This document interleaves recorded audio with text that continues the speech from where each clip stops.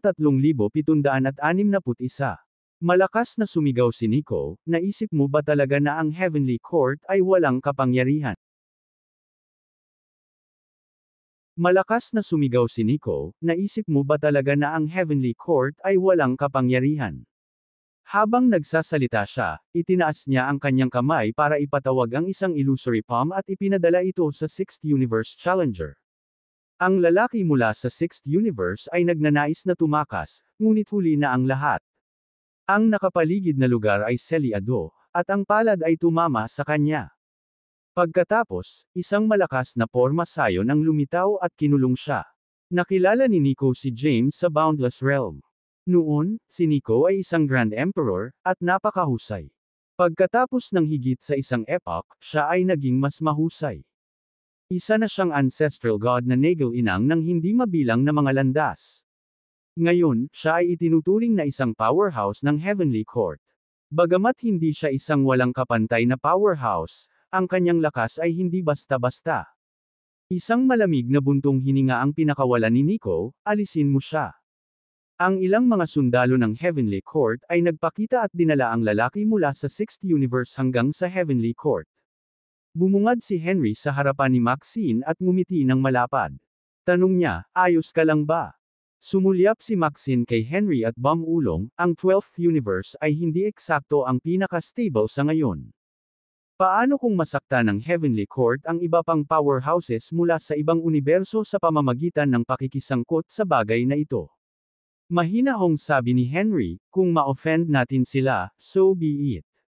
Hindi naman big deal. Kung ibang tao, hindi ko na pinansin. Gayunpaman, kasangkot ka. Wala si James ngayon. Paano ko ipapaliwanag ang sarili ko kung may nangyari sa iyo bago siya bumalik? James. Napatulala si Maxine, at may lumitaw na figure sa kanyang isipan. Matagal na niyang hindi naririnig ang pangalan ni James. Hindi niya alam kung nasaan si James. Bumantong hininga siya at inalis ang iniisip. Bakit mo inaway ang lalaking iyon mula sa Sixth Universe? Tanong ni Henry. Sabi ni Maxine, no particular reason. Naakit siya sa akin at gusto niya akong pakasalan. Tinalikuran ko siya, kaya gusto niyang ipakita ang lakas niya para kumbonsihin ako. Hindi ko man lang ginamit ang buong lakas ko sa laban na iyon. Kung hindi, napatay ko siya sa loob lamang ng ilang minuto. Malaki ang tiwala ni Maxine. Gayunpaman, pinaalalahanan siya ng isang nakatatanda na huwag gamitin ang kapangyarihan ng kanyang ikasampung landas. Naramdaman niyang magkakaroon ng malaking kahihinatnan pagkatapos maramdaman ang kanyang ikasampung kapangyarihan ng landas. Sige. Babalik muna ako sa Heavenly Court. Alinsunod sa mga patakaran ng Heavenly Court, ipapatalsik ko siya sa 12th Universe. Sa susunod na pagpasok niya sa 12th Universe, siya ay papatayin ng walang awa. Maikling wika ni Henry, saka tumalikod para umalis. Hindi nagtagal si Maxine. Pagkaalis ni Henry ay mabilis din itong umalis.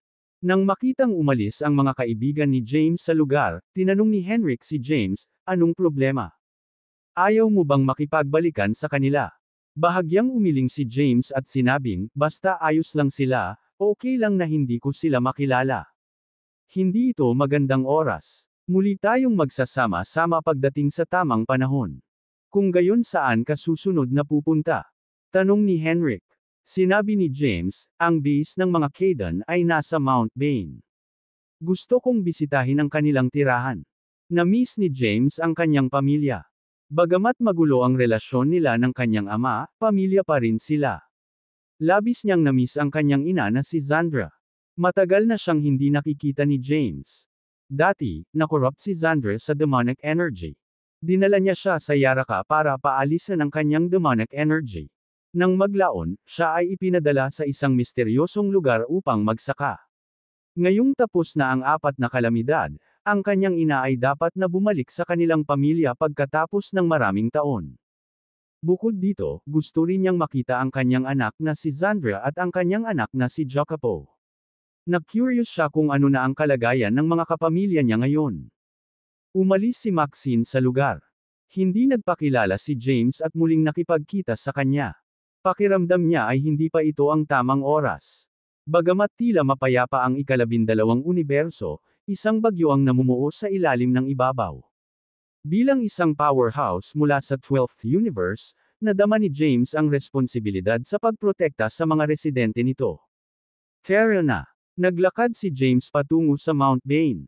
Malawak ang Mount Bane. Matapos alisin ang Elysian Seal, maraming bagong lugar ang lumitaw.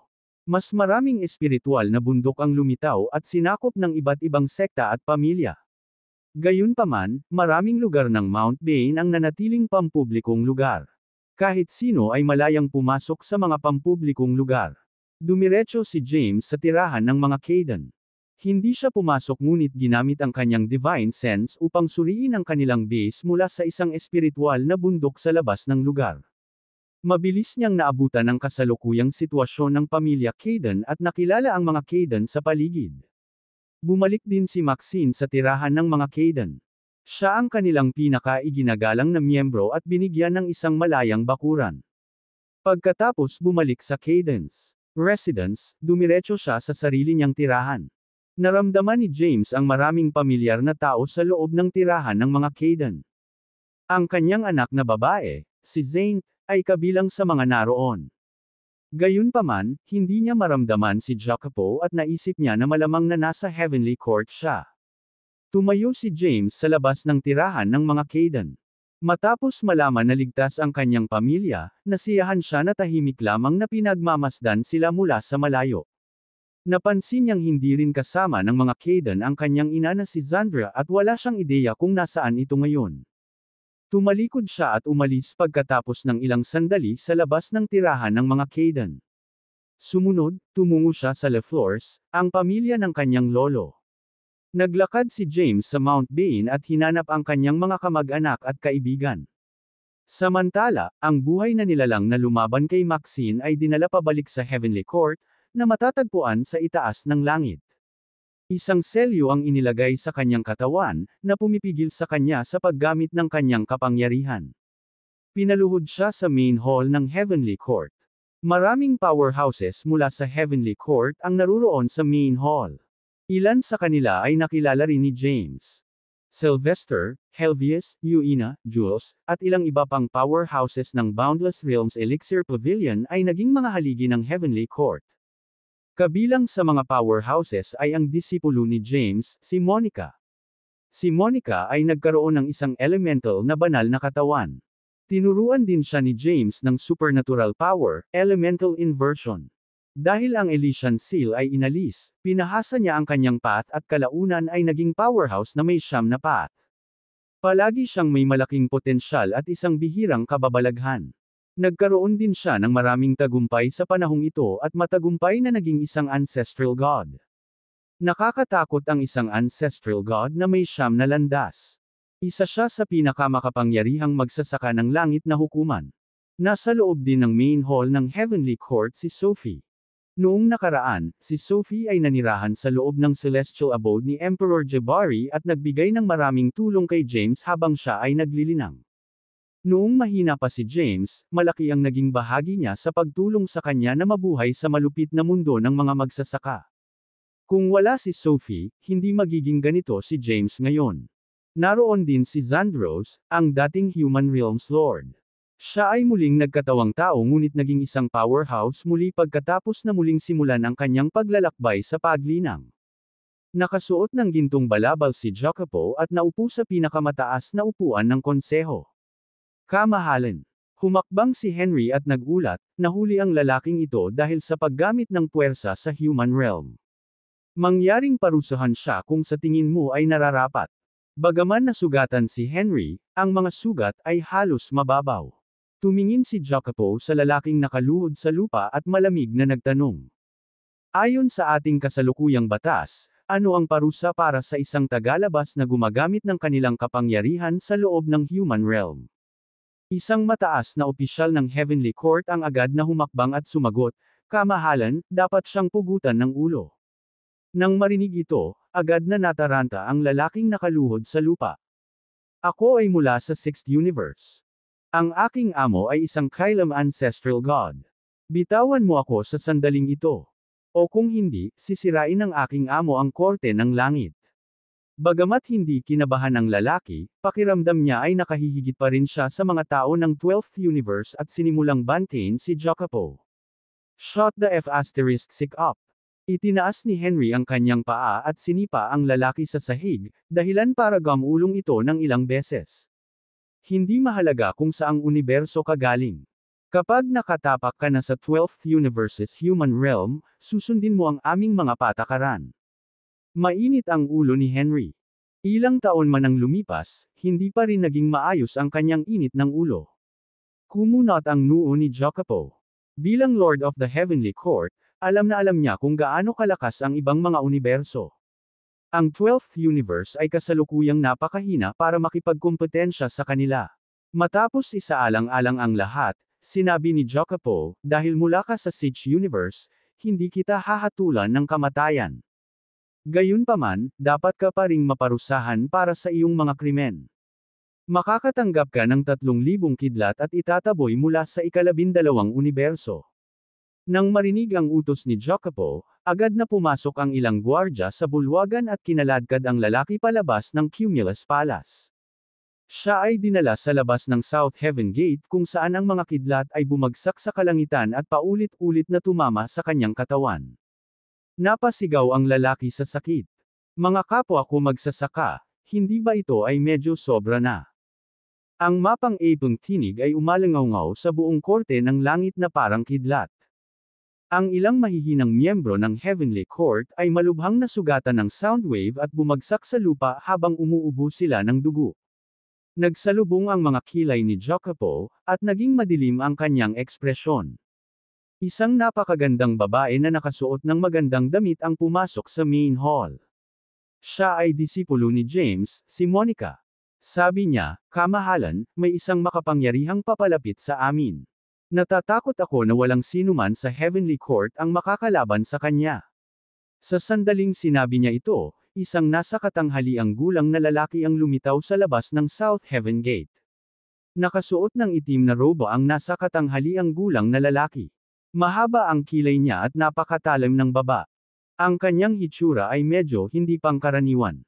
Sa sandaling lumitaw siya, nagpakawala siya ng isang malakas na puwersa na pumatay sa taong naghahatid ng parusang kidlat.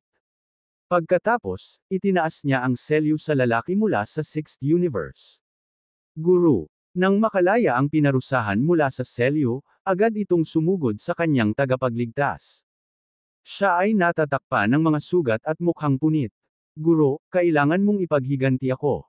Ang nasa katanghaliang gulang na lalaki ay isang Kylem ancestral god mula sa 6th universe.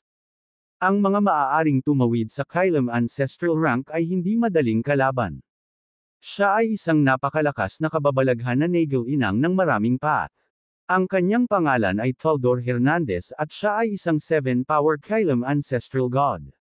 Nang makita ang kanyang alagad na nagugulo dahil sa kidlat na parusa, kumulo ang dugo ni Taldor.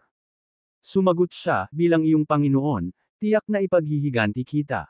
Dahan-daang naglakad si Taldor patungo sa South Heaven Gate. Habang papalapit siya, sumugod ang Heavenly Court Army patungo sa South Heaven Gate. Tinitigan ng buong armadong mga sundalo si Taldor. Isang general ang nag-utos, huwag siyang papasukin. Sa sandaling may hatid niya ang kanyang order, sinugod ng mga sundalo ang nasa katanghaliang lalaki gamit ang kanilang mga armas. Nanatiling kalmado si Taldor habang nagpapatawag siya ng mahabang espada. Marahas niyang ibinaba ang kanyang espada, at isang maliwanag na sword energy ang lumipad palabas, na agad na pinatay ang mga sundalong sumugod sa kanya. Ang Heavenly Court Army ay walang laban sa isang 7-power Kylem ancestral god. Malungkot ang mukha ni Jacopo habang pinapanood ang labanan sa labas ng South Heaven Gate mula sa loob ng Cumulus Palace. "Kamahalan, subukan nating ayusin ito ng mapayapa." Si Connor, isa sa 4 na Heavenly Lords, ay humimok. Siya ay isang Kylem ancestral god at may hindi kapani-paniwalang lakas. Siya ay halos hindi matatalo dito. Walang sinuman mula sa Heavenly Court ang makakalaban sa kanya. Ayusin ito ng mapayapa. Isa pa sa 4 na Panginoong Langit, si Walgonas, na kilala rin bilang Hilarious, ay sumulong at nagsabi, hindi mabilang na mga powerhouse mula sa ibang mga universo ang dumating sa ika-12 universo kamakailan. Kung tayo ay makikipagkompromiso ngayon, ang human race sa kalaunan ay pahihirapan nila. Dapat nating alisin itong Kylem Ancestral God sa lahat ng paraan. Matapos maitatag ang Heavenly Court, naglatag sila ng ilang mga patakaran. Ang pakikipaglaban ay ipinagbabawal sa loob ng human realm.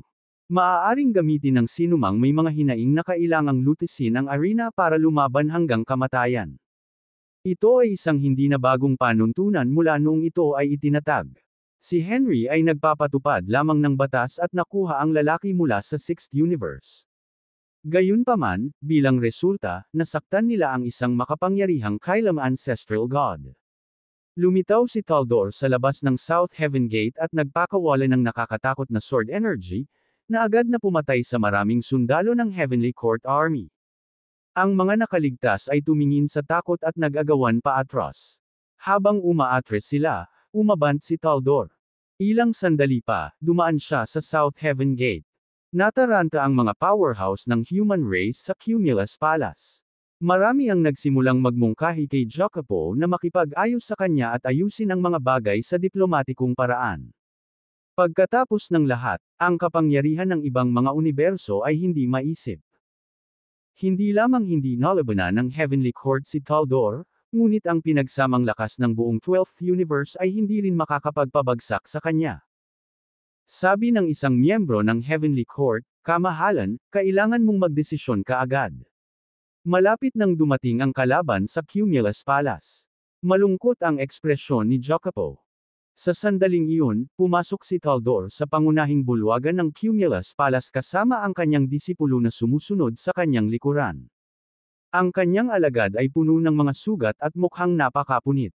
Pagpasok pa lang niya sa main hall, tinuro niya si Jacopo sa main hall at mayabang na umungol, "So what if you're the lord of the human race?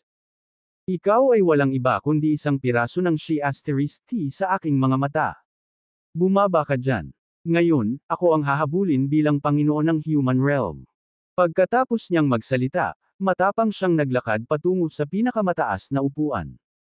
Bastos! Biglang isang malakas na sigaw ang yumanig sa bulwagan. Lumakas ang boses na parang dumadagandong na kulog. Si Wolgones ay humakbang pasulong, tumayo sa landas ni Taldor, at galit na nagpahayag. Ito ang Cumulus Palace ng Heavenly Court. Guro, sinulyapan ng lalaki si Taldor. Pinandilatan ni Taldor si Wolgones at agad na naunawaan ang ranggo ng paglilinang ni Wolgones. Si Wolgones ay isang Terra Ancestral God. Gayunpaman, nilinang niya ang 3 landas lamang. Ang Wolgones ay may maraming potensyal at madaling linangin ang 9 na landas. Gayunpaman, nakatuon siya sa pagpapabuti ng kanyang ranggo sa paglilinang at pinabayaan ang kanyang mga landas. Kung may oras, tiyak na linangin niya ang 9 na landas. How dare a 3-path Terra Ancestral God na kumilos ng buong tapang sa harap ko? Nagdilim ang mukha ni Taldor, at agad niyang itinaas ang kanyang mahabang espada. Ang sword energy ay nagmamadaling lumabas, tumagos sa hangin, at humarap sa Wolgones. Sinubukan ni Wolgones na lumaban, ngunit napakalakas ni Toldo. Hindi napigilan ang pag-atake, ang sword energy ay bumagsak sa kanyang katawan. Napatalsik siya ng puwersa at naipit siya sa isang pader sa di kalayuan. Damn it! Galit na galit si Wolgones. Nagpumiglas siya ng husto ngunit hindi siya makawala sa atake. Natahimik ang main hall. Si Wolgones ay isa sa 4 na Panginoong Langit at isa sa pinakamalakas na miyembro ng hukuman sa langit. Gayunpaman, siya ay natalo ng walang kahirap-hirap. Sino ang makakalaban sa kalaban kung kahit isang powerhouse na tulad ni Wolgones ay napakadaling talunin? Ang pangalan ng alagad ni Taldor ay Yohadric Hernandez. Nang makitang binugbog si Wolgones, lumaki ang katapangan ni Yohadric. Kumpiyansa siyang humakbang patungo sa pinakamataas na upuan. Desidido siyang agawin si Jacopo at kunin ang posisyon ng Panginoon ng Korte sa langit. Habang papalapit siya sa pinakamataas na upuan, walang nang-ahas na pigilan siya dahil sa suporta ni Taldor. Kung haad lang sila sa daan ni Yohadric, haantong sila kay Wolgones. Hindi nagtagal, dumating si Yohadric bago si Jacopo. Tumingin siya sa kanya, Ngumisi, at sinabi ko na sa iyo na ang aking Panginoon ay isang kailam ancestral God at dapat mo akong palayain. Gayunpaman, tumanggi kayong makinig sa akin. Ang lahat ng ito ay bunga ng iyong sariling paggawa. Pagkatapos magsalita, lumakad siya palapit, iniunat ang kanyang kamay, at sinubukang itulak si Jacopo sa kanyang upuan.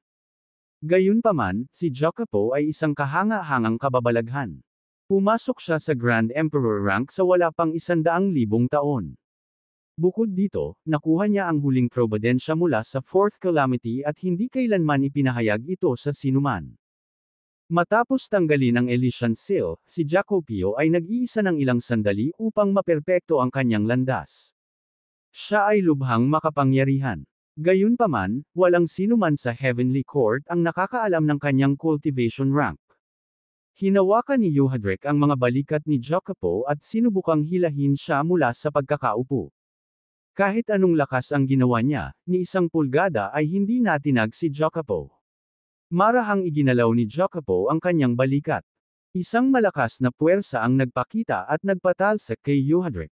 Napabugas si Euhadric, bumagsak sa lupa, at nagluwa ng isang subo ng dugo.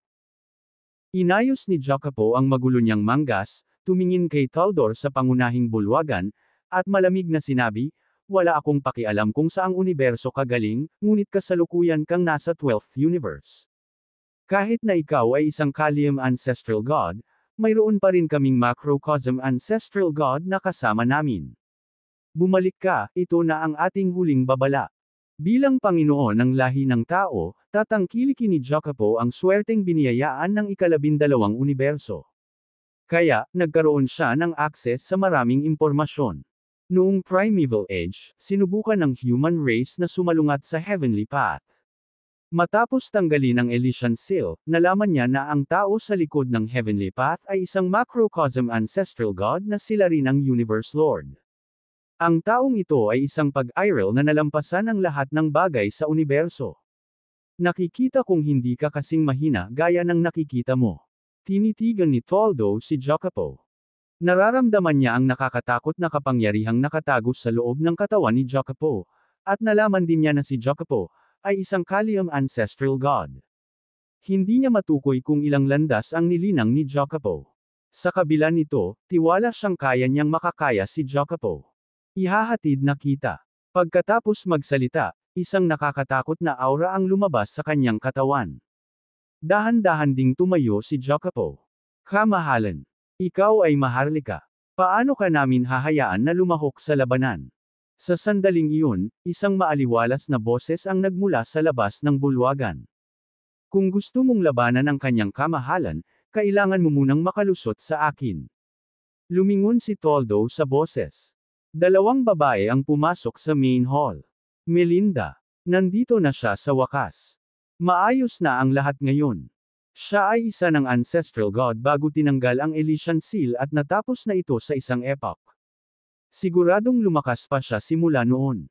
Nang makita ang papalapit na babae, maraming powerhouses ng Heavenly Court ang naaliw. Pamilyar silang lahat kay Melinda. Gayunpaman, hindi nila nakilala ang babaeng kasama ni Melinda. Winnie.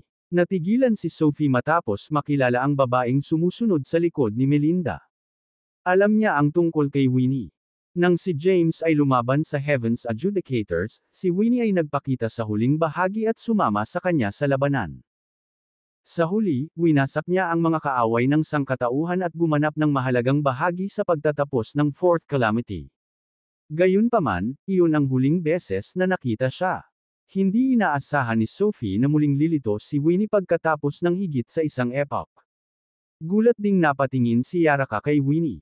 Pagkatapos, mabilis siyang lumapit at nagtanong. "Ikaw ba talaga yan, Winnie?" Natigilan din si Jacopo. Alam niyang may iba pa siyang kapatid ngunit hindi pa niya ito nakilala.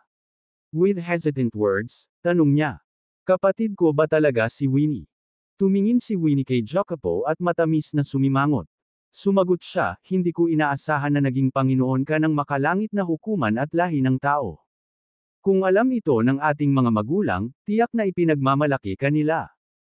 Tapos na ba kayong mag-chat?"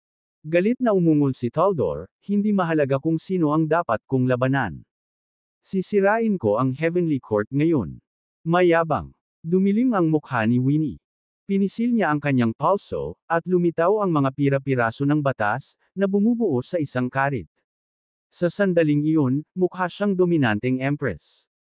Ano? Nagulat si Taldor matapos maramdaman ang kanyang aura. Isang espesyal na side of judgment ang nabuo kay Winnie, na nagdala sa kanya pabalik sa primeval age. Matapos maglakbay pabalik sa nakaraan, si Winnie ay ginawang macrocosm ancestral god, ang alagad ni Hadad. Kung si Hadad ay hindi napatalsik at ang primeval age ay hindi nawasak, si Winnie ay magiging pinuno ng mga adjudicators ng langit. Siya ay naging isa sa mga pinaka-maimpluwensyang tao sa universo. Gayunpaman, napatay si Hadad.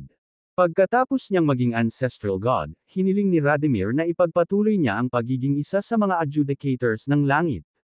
Gayunpaman, tinanggihan niya ito at piniling itago ang sarili. Tinatakan niya ang sarili sa isang palasyo at sa halip na magtanim, nahulog siya sa isang malalim na antok. Sa panahon ng Apocalypse, sinira niya ang kanyang selyo at ginamit ang kanyang side of judgment para patayin ang huling mga tagapaghatol ng langit. Dahil sa kanyang mga aksyon, siya ay pinarusahan ng makalangit na landas. Matapos mabuklod ng makalangit na landas, nagsimula siyang maglinang sa pag-iisa. Kahit na tinanggal ang Elysian Seal, buong puso niyang isinubsob ang sarili sa pagpapabuti ng kanyang cultivation base. Si Winnie ay may talento lalo na. Gamit ang special side of judgment, ang kanyang cultivation rank ay tumaas sa tuktok ng Kylem Ancestral God rank. Bukod dito, nalampasan na niya ang limitasyon ng Heavenly Path at nilinang niya ang 10 landas. Siya ay isang 10-path Kylem Ancestral God na may side of judgment at halos hindi magagapi hanggat hindi siya nakaharap sa isang macrocosm Ancestral God. Agad na naramdaman ni Taldor ang isang nakakatakot na kapangyarihan na nagmumula kay Winnie pagkatapos niyang ilabas ang side of judgment. Kinilabutan siya sa hindi masabi nitong lakas. Naisip niya sa sarili, nababaliw ang babaeng ito. Kung gumawa ako ng kaguluhan dito, baka mamatay talaga ako ngayon. Dapat umalis na ako sa lalong madaling panahon. Hindi ko inaasahan na may ganoong makapangyarihang magsasaka sa ika-12 universo. Nagpa siya si Toldo na tumakas. Paumanhin para sa aming mga hindi pagpapasya. Ikinuyom niya ang kanyang kamao, hinayla si Yohadrik palayo, at umalis sa Cumulus Palace. Casual na ikanaway ni Winnie ang kanyang kamay, at napalaya si Wolgones, na naipit sa dingding ng sword energy ni Taldor. Dumulas siya sa lupa, mariing lumapag, at sinulyapan ang sugat sa kanyang dibdib. Ibinaling niya ang kanyang maputlang mukha kay Winnie at Melida, pinagsalikop ang kanyang mga kamao, at sinabing, "Salamat sa tulong." Marahang nagtaas ng kamay si Winnie bilang tugon. Bumaba si Jacopo mula sa pinakamataas na upuan, tumayo sa harap ni Winnie, at may sensinang pinagmasdan siya pataas at pababa. "Ikaw ba ang panganay kong kapatid, Winnie?" Nakangiting tumanggo si Winnie at sumagot, "Oo. Ako si Winnie." Tuwang-tuwa si Jacopo nang makilala niya ang kanyang kapatid na babae. Lumingon siya sa mga powerhouse sa bulwagan at sinabing, "Sige, dismiss na ang lahat." Ang mga powerhouse ay umalis sa pangunahing bulwagan. "Bumalik ka na, Winnie." Lumapit din si Henry sa kanya. Tumingin si Winnie kay Henry, ngumiti, at sinabing, "Tito Henry." Napuno ng emosyon si Henry. "Anya, hindi ko inaasahan na magiging ganoon kalakas ka. Kung makikita ka lang ni James, siguradong matutuwa siya. Nagtataka ako kung kumusta siya sa primeval age." Habang nagsasalita siya, sinulyapan niya sina Winnie at Melinda. Ganap na alam ni Henry ang impormasyong nakapaligid sa dalawang ito. Si Melinda ay isang tao mula sa primeval age at muling nagkatawang tao gamit ang reincarnation pond. Ms. Melinda, nag-reincarnate ka mula sa primeval age at mayroon ka pa ring mga alaala pagkatapos lumabas sa reincarnation pond, tama ba? Ano ang pinagdaanan ni James noong primeval age? Nahanap ba niya si Thea? Sinubukan ni Henry na magtanong tungkol sa mga bagay na ito noon pa. Gayunpaman, laging tumatanggi si Melinda na sagutin siya. Nang marinig muli ang mga tanong ni Henry tungkol kay James, naging mataimtim ang ekspresyon ni Melinda, at isang dampi ng kalungkutan ang bumalatay sa kanyang magandang mukha. Nang maramdamang may mali, nagtanong si Jacopo, ano ang problema? Napabuntong hininga si Melinda. It's been over an epoch since James went to the primeval age. Mga 5 bilyong taon na iyon. Ayoko nang itago sa lahat ang katotohanan. Ang totoo ay namatay si James sa isang labanan noong primeval age. Ayaw ni Melinda na alalahanin ang nakaraan. Ha! Gulat na bulalas ni Jacopo. Nagtanong din si Henry, ano ang ibig mong sabihin na namatay siya sa labanan? Hindi na itinago ni Melinda sa kanila ang katotohanan at detalyadong nagsalita tungkol sa mga naganap noong primeval age. Lahat ng tao sa main hall ay agad na dinaig sa kalungkutan. Bumantong hininga si Melinda at malungkot na sinabi, matagal nang nangyari iyon, at ayaw ko pa ring maniwala na patay na siya. Nang lumabas ako mula sa reincarnation pond, gusto kong pigilan siya na bumalik sa primeval age. Gayunpaman, ang kronolohiya ng primeval age ay naitakda na sa bato. Kung pipigilan ko siya sa paglalakbay sa nakaraan, ang ilog ng panahon ay babagsak, at ang lahat ay titigil sa pag-iral. Hindi ko kakayanin ang kahihinatnan ng paggawa ng ganoong bagay. Naalala ni Melinda ang pangako ni James na pakasalan siya nang siya ay naging ancestral god at iningatan ito sa kanyang puso sa buong panahon. Gayunpaman, pumunta si James sa ika-13 universo at ibinalik ang isang malamig na bangkay. Alam ni Winnie na buhay pa si James pero hindi pa nagpapakita. Sa kabila noon, tahimik siyang tumabi at hinawakan ang kanyang dila. James! Tumingin si Henry sa kumikinang na kalangitan sa labas ng bulwagan na may malungkot na ekspresyon. Samantala, nanlumot si Jacopo. Ang tatay niya ang palaging motibasyon niya. Matapos malaman ang pagkamatay ni James, tila nawalan siya ng espiritual na suporta. Gayunpaman, hindi naniniwala si Sophie na patay na si James. Tinanong niya, sigurado ka bang patay na siya? Bahagyang tumango si Melinda at sinabing, I'm sure of it. Namatay siya bago ang paghihimagsik ni Radimir. Si Winnie, Henrik, at ako mismo ang naglibing sa kanya. Maaari mo bang sabihin sa akin kung ano ang naranasan ng aking ama noong primeval age? Tanong ni Jacopo. Hinukay ni Melinda ang malayong mga alaala. Maya-maya, dahan-dahan niyang sinabi, una ko siyang nakilala sa Cotton Realm. Noon, namumukadkad ang isang scared blossom. Pumunta ako doon para tignan. Alam niya ang pangalan ko noong una kaming nagkita. Alam din niyang nasa Mount Heavenly Path si Winnie. Naguguluhan ako sa pag-uugaling ito at napagtanto ko lang pagkatapos kong muling magkatawang tao. Kilala na niya ako pero from the Apocalypse Age. Noong unang bumiyahe siya sa Primeval Age, mahina talaga siya kumpara sa iba noong panahon na iyon. Na-offend niya ang kapatid ko dahil kay Thea. Hinabol siya ng kapatid ko sa loob ng 10,000 taon. Patuloy niyang pinagbuti ang kanyang lakas sa loob ng 10,000 taon na iyon at naging isang kilalang powerhouse. Sa kalaunan, nabuo ang isang bagong universo. Si James ay ipinadala sa bagong universo sa ngalan ng ika-12 universo. Nakipaglaban siya ng matitinding labanan laban sa mga kababalaghan ng ibang universo doon. Narinig ko mula kay Henrik na pumasok si James sa isang killing formation at nakipag-away sa siyam na Terra Ancestral Gods mula sa First Universe. Ang kanyang mga kalaban ay ang mga Terra Ancestral Gods na nagil-inang ng siyam na path at may hawak na chaotic treasures. Sa labanang iyon, napatay ni James ang ilan sa kanila at malubhang nasugatan ang iba, na napilayan. Gayunpaman, naubos niya ang lahat ng kanyang lakas at namatay. Ibinuka ni Melinda ang kanyang mga labi at malungkot na binanggit ang nakaraan. Ang mga makasaysayang pangyayaring ito ay hindi na itala. Sa makatuwid, halos walang sinuman sa ika-12 universo ang nakakaalam tungkol sa panahong ito ng kasaysayan. Gayunpaman, ang mga kaganapang ito ay naalala ng iba pang mga universo. Sa kanilang mga makasaysayang talaan, si James ang pinaka-nakakatakot na kababalaghan na umiral sa ika-12 universo. Kung bibigyan ng oras na lumago, nalampasan niya ang kahit na isang 9-power macrocosm ancestral god at pumasok sa isang hindi pa nagagawang ranggo. Sa kasamaang palad, siya ay namatay ng napakabata. Nang marinig ang mga kwento ni Melinda, tumahimik ang lahat ng may kaugnayan kay James sa bulwagan. Hindi nila inaasahan na magtitiis si James ng napakaraming paghihirap sa panahon ng primeval. Ang unang universo ay ang unang nabuo sa chaos. Matagal na silang nag-e-exist at dapat na magkita hanggang sa kanilang wakas.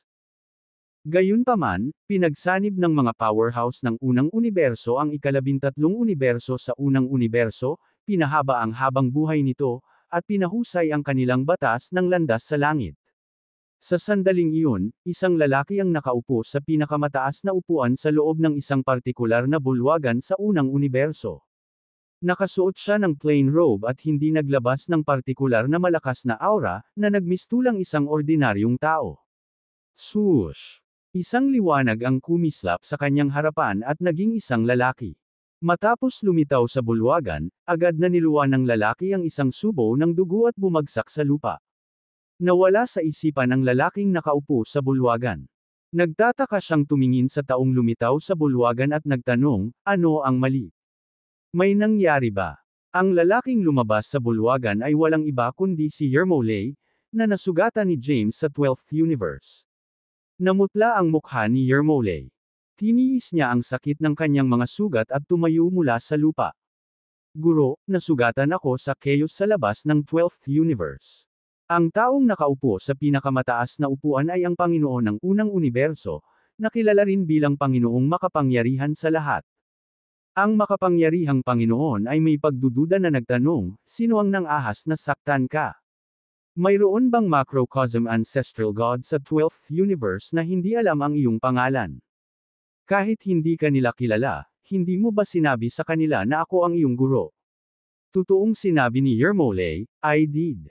Kung hindi, baka namatay na ako sa chaos sa labas ng 12th universe. Ano ba talaga ang nangyari? Tanong ng makapangyarihang Panginoon. Ipinaliwanag ni Yermolay ang lahat ng detalyado. Noong nag-set up ako ng bitag para patayin si James sa ikalabintatlong universo, mayroon siyang kasamang nagngangalang Henrik. Nakilala ko ang lalaking ito sa 12th universe. Naabot na niya ang rurok ng Kaliim Ancestral God rank at nilinang pa niya ang 10 landas. Gusto kong patayin si Henrik sa chaos. Nang malapit ko na siyang tapusin, isang misteryosong powerhouse ang lumitaw at natalo ako sa isang suntok. Ang makapangyarihang Panginoon ay nagtanong, ano ang kanyang pangalan? Sumagot si Yermolay, sinabi niya na tinatawag siyang 49. 49. Naguguluhan, bamulong ang Omnipotent Lord, kailan nagkaroon ng macrocosm ancestral God na tinatawag na 49 sa ikalabindalawang universo. Pagkaraan ng ilang sandali, nagtanong siya, nabanggit ba niya kung saang universo siya nagmula? Umiling si Yermolay at sinabing, hindi. Binalaan lang niya ako na huwag gumawa ng gulo sa 12th universe. Kung hindi, papatayin niya ako ng walang awa. Bahagyang iwinagayway ng makapangyarihang Panginoon ang kanyang kamay at sinabing, sige. Nakuha ko na. Na-dismiss ka. Gamutin mo ang mga sugat mo. Sige. Tumalikod si Yermolay at umalis. 49 mula sa 12th universe. Interesting. Hindi ko inaasahan ng isang tao mula sa 12th universe na tahimik na magiging isang macrocosm ancestral God. Mukhang tama ang desisyon ng Panginoon ng 12th universe. Pinigilan niya ang heavenly path at pinahintulutan na may paan ang swerte ng kanilang universo. Bulong ng makapangyarihang Panginoon sa kanyang sarili. Pagkatapos, tumayo siya at nagtungo sa isang espesyal na lugar sa 12th universe. Magkatabing naglakad ang isang lalaki at babae sa pulikulikong landas sa paligid ng isang manor sa isang espiritual na bundok.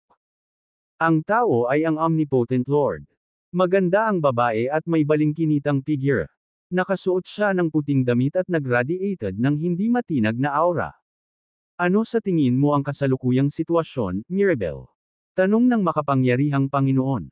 Huminto ang babae at nagtanong, ang tinutukoy mo ba ay ang madilim na mundo o ang ikalabindalawang universo? Sumagot ang makapangyarihang Panginoon, pareho. Sabihin mo sa akin ang iyong iniisip. Saglit na nag-isip si Mirabel at sinabing, kung gayon, ibibigay ko muna sa iyo ang aking opinyon sa Dark World. Paminsan-minsan, lalabas ang alitan sa Dark World at makakaapekto sa Illuminated World. Karaniwan, ang mga pag-aaway na ito ay hindi mag-uudyok ng labis na kaguluhan. Gayunpaman, ang madilim na pag-aaway ay nangyari pagkatapos mabuo ang 8th universe. Karamihan sa mga lords ng Dark World ay namatay sa panahon ng Dark Strife, at ang iba ay nasugatan. Ang madilim na mundo ay dumanas ng malaking pagkalugi noon. Bumantong hininga ang makapangyarihang Panginoon at sinabi, "Oo. Kakilakilabot ang labanang iyon. Nararamdaman ko ang resulta nito kahit na mula sa Illuminated World. Napakatagal na, kaya dapat ay nakabawi na ang Dark World ngayon." Bahagyang tumango si Mirabel at sinabing, "Nabalitaan ko na maraming abnormal na pangyayari ang nangyayari sa Dark World kamakailan. Isang Panginoon ang nabuhay doon. Pinatay niya ang marami pang Panginoon at nasakop ang maraming teritoryo. Siya ay napakalakas, at may mga sabi-sabi na siya ay isang 8th stage Lord. Hindi na magtatagal at magiging 9th stage Lord na siya." Ganun ba? Nagulat ang makapangyarihang Panginoon. Matagal na rin mula noong nakipagsabayan siya sa mga gawain ng Dark World. Hindi niya alam na may bagong 8th stage Lord ang nabuhay sa Dark World. Sinabi ni Mirabel, "Ang madilim na mundo ay palaging laban sa mundo na nag-iilaw. Dahil dito, ang aking mga nasasakupan ay hindi nakakakuha ng higit pang impormasyon. Makakakuha lamang sila ng pinakakaunting mga detalye. Tila, ang bagong Panginoon ay isang babae at kahit papaano ay may kaugnayan sa ikalabindalawang universo. Gayunpaman, hindi namin malaman kung anong koneksyon niya sa kanila." Ang ikalabindalawang universo muli. Nakasimangot ang makapangyarihang Panginoon. Sumulyap si Mirabel sa kanya at nagtanong, "Anong problema?" Sinabi ng Omnipotent Lord, "Nagpunta si Yermole sa ikalabindalawang universo ngunit nasugatan ng isang misteryosong macrocosm ancestral god na pinangalan ng 49. Nagulat, sinabi ni Mirabel, "Si Yermole ay nilinang ang 10 landas at isang 10-power macrocosm ancestral god.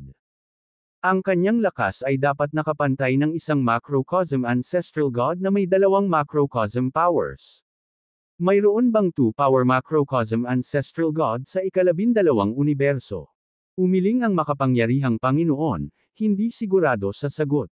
Ang madilim na mundo ay patuloy na nagkakagulo, at ang ikalabindalawang universo ay nabuo na sa isang maunlad na sansinukob.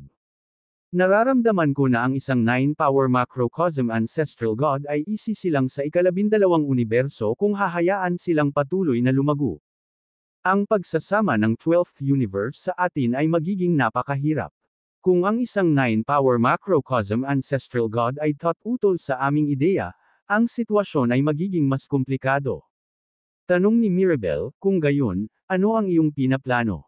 Sinabi ng makapangyarihang Panginoon, "Plano kong reformahin ang ikalabindalawang universo sa lalong madaling panahon. Una, sisirain ko ang macrocosm ancestral gods na sumalungat sa pagkakaisa ng universo noong nakaraan. Kung hindi ko sila mapatay, kailangan kong gumawa ng paraan para pilitin silang sumang-ayon dito. Ang isang tunay na landas sa langit ay maisilang lamang pagkatapos na pagsamahin ang 12 universo. Doon lamang malalampasan ng isa ang macrocosm ancestral god rank at makapasok sa mas mataas na cultivation rank." Ilang beses nang itinaas ng makapangyarihang Panginoon ang panukala na pagsamahin ang 12 sansinukob ngunit palagi itong tinatanggihan. Kumunot ang noo ni Mirabel at sinabing, "Maraming powerhouses among the 12 universes are against the idea. Posible bang patayin mo silang lahat? Magdudulot iyon ng malaking kaguluhan. Kung magsasama-sama ang mga universo na ito, maaaring hindi natin sila maitaboy." Sabi ng makapangyarihang Panginoon, "Kaya kailangan nating magmadali. Dapat tayong mag-strike at kontrolin ang kanilang universo bago sila makapag-react. Ipapaubaya ko sa iyo ang desisyon." Hindi naman tumutol si Mirabel sa kanyang mungkahi. "Dahil binigyan mo ako ng iyong pag-aproba, mabilis kong tatawagan ang macrocosm ancestral gods ng First Universe at bubuo ng isang plano upang pag-isahin ang lahat ng 12 universo. Isang ikalabintatlong universo ang nabuo sa chaos. Gayunpaman, ito ay puwersahang hinihigop sa unang universo. Ang bawat sansinukob ay may ganap na mga batas. Sa teorya, 9 lamang na macrocosm ancestral gods ang maaaring ipanganak sa isang universo. Bilang pinakamatandang universo na umiral, naabot na ng unang universo ang pinakamataas na kapasidad ng macrocosm ancestral gods na maaaring umiral sa kanilang universo. Gayunpaman, pinagsama nila ang ikalabintatlong universo sa kanila, at mas maraming powerhouse ang pumasok sa macrocosm ancestral god rank. Ang makapangyarihang Panginoon ay paulit-ulit na iminungkahi para sa lahat ng 12 universo na pagsamahin. Gayunpaman, ang kanyang panukala ay tinanggihan ng paulit-ulit. Sa pagkakataong ito, determinado siyang pagsamahin ang 12 universo upang bumuo ng isang supreme universe. Sa sandaling bumuo siya ng isang super universe, ang mga limitasyon na inilagay sa kanilang mga universo ay masisira. Isang pulong ang ginanap sa banal na lugar ng ninuno ng unang universo. Ang Ancestral Holy Site ay ang pangunahing rehiyon ng unang universo at ang tirahan ng makapangyarihang Panginoon. Sa loob ng isang malaking bulwagan sa loob ng Ancestral Holy Site, ang Omnipotent Lord ay nakaupo sa pinakamataas na upuan, at ang Macrocosm Ancestral Gods ng First Universe ay nakatayo sa ibaba niya. Ang unang universo ay mayroong 13 macrocosm ancestral gods, ngunit wala si Yermole sa pulong. Dalawang babae ang nasa bulwagan, ang isa ay si Mirabel, na binisita kamakailan ng makapangyarihang Panginoon. Ang isa pang babae ay maganda at kaakit-akit. Nagradiated siya ng napaka-ethereal na aura at parang isang namumulaklak na bulaklak na umaakit sa atraksyon ng lahat. Ang kanyang pangalan ay Quanesha Semera. Siya ay ipinanganak sa ika-13 universo. Noong Primeval Age, nakakuha siya ng Chaotic Treasure at nakakuha ng bahagi ng mga biyaya ng ika-13 universo. Pagkatapos noon, naging alagad siya ni James at pinag-aralan ang 5 dakilang daan. Nang ang ika-13 universo ay pinagsama sa unang universo, mabilis siyang umunlad at naging isang macrocosm ancestral god. Ang Omnipotent Lord ay nakaupo sa pinakamataas na upuan, tumingin sa 12 macrocosm ancestral gods sa ibaba niya, at sinabi, ang dahilan kung bakit ko ipinatawag ang lahat ngayon ay upang talakayin ang pagsasama ng 12 universo. Nang marinig ito, nagsalubong ang mga kilay ni Quanesha. Alam niya ang plano ng Omnipotent Lord na pagsamahin ang 12 universo. Sa buong kasaysayan ng unang universo, ilang beses niyang itinaas ang ideya at ipinatawag pa nga ang macrocosm ancestral gods ng ibang universo sa unang universo upang talakayin ang bagay na ito. Gayunpaman, hindi siya nagtagumpay sa paghikayat sa kanila. Sinabi ng Omnipotent Lord, ang madilim na mundo ay palaging isang napakalaking banta sa mundo na nag-iilaw. Napakadalas mangyari ang salungatan sa madilim na mundo, at naglunsad din sila ng ilang mga pag-atake sa 12 universo sa nakaraan. Nalaman ko lang na isang makapangyarihang Panginoon ang nabuhay sa madilim na mundo. Siya ay bali-balitang napakalakas. Sa bilis na ito, magiging 9-stage Lord na siya sa lalong madaling panahon. Magbibigay siya ng malaking banta sa ating universo. Iminumungkahi ko na pagsamahin ang 12 universo upang maalis ang posibleng banta na ito sa pamamagitan ng pagiging Supreme Universe. Makakabuo tayo ng Super Heavenly Path at malalampasan natin ang mga paghihigpit mula sa kani-kanilang universe. Ang Omnipotent Lord ay tumingin sa Macrocosm Ancestral God sa bulwagan at nagtanong. Ano sa palagay ninyo? Sinusuportahan ko ang anumang desisyon na gagawin mo, Panginoon. Tumawag ka, Panginoon ko. Kung may kailangan ka sa amin, ipaalam mo lang sa amin. Dapat matagal na nating pinagsama ang mga universo. Gayunpaman, ang macrocosm ancestral gods ng ibang universo ay tutol sa ideya. Iminumungkahi ko na alisin ang sinumang sumasalungat sa planong ito.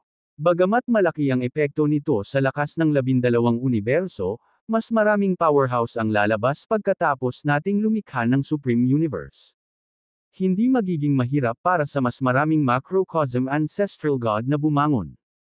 Ang macrocosm ancestral gods ng unang universo ay nagsimulang magpahayag ng kanilang mga opinyon. Upang matiyak na ang kanilang plano ay naisakatuparan ng walang kamali-mali, tinawag ng Omnipotent Lord ang macrocosm ancestral gods ng kanyang universo upang bumalangkas ng isang detalyadong plano. Matapos ang mahabang panahon na pag-isipan, nagpasya ang unang universo na ipadala ang kanilang mga powerhouse sa iba pang mga universo ng sabay-sabay upang hikayatin ang kani-kanilang macrocosm ancestral gods at universe lords. Naghanda din sila ng backup plan. Kung hindi nila sila mahikayat na sumang-ayon sa unyon, palihim nilang papatayin ang mga sumasalungat sa ideya. Si James ay ganap na hindi alam na ang unang universo ay nagsimula na sa pagkilos. Ang makapangyarihang Panginoon ay gumawa din ng plano upang sakupin ang ikalabindalawang universo. Gayunpaman, ang ikalabindalawang universo ay medyo mahina. Sa makatuwid, hindi niya masyadong sineseryoso ang mga ito at ipinadala ang macrocosm ancestral god ng 6th universe. Pinlano niyang patayin si Radimir at palitan ng iba ang Panginoon ng 12th universe. Samantala, si James ay nanirahan sa isang liblib na espiritual na bundok sa divine dimension ng human realm habang naghihintay na lumitaw ang macrocosm ancestral god ng 6th universe. Gumamit si James ng peking pangalan, 49, para patayin ang isang kailam ancestral god mula sa 6th universe. Alam niyang hindi hahayaan ng 6th universe ang bagay na ito.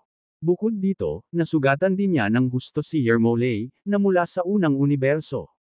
Dapat ay bumalik na si Yermolay sa unang universo at iniulat ang pangyayari sa makapangyarihang Panginoon. Ang makapangyarihang Panginoon ay hindi lilingon sa bagay na ito at tiyak na mamagitan.